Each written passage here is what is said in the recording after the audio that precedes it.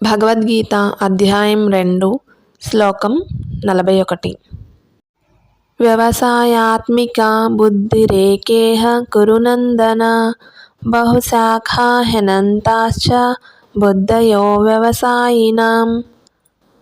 వ్యవసాయాత్మికా బుద్ధిరేకేహ కురునందన బహుశాఖా హ్యనంతాశ్చ బుద్ధయో వ్యవసాయినాం.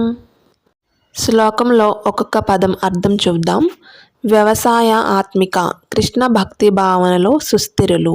బుద్ధి ఏక కేవలం ఒక్కటే ఇహ ఈ ప్రపంచంలో. కురునందన ఓ ప్రియమైన కురుపుత్ర. బహుశాఖాః బహుశాఖలు కలిగినదై.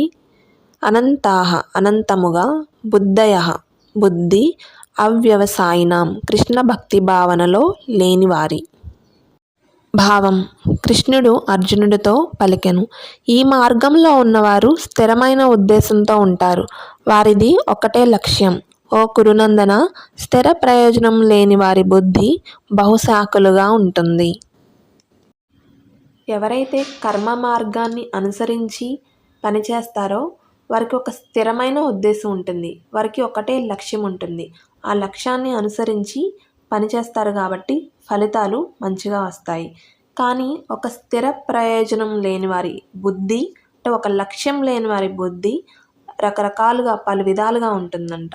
కాబట్టి వారు ఏ పని మీద కూడా కాన్సన్ట్రేషన్ చేయలేరు.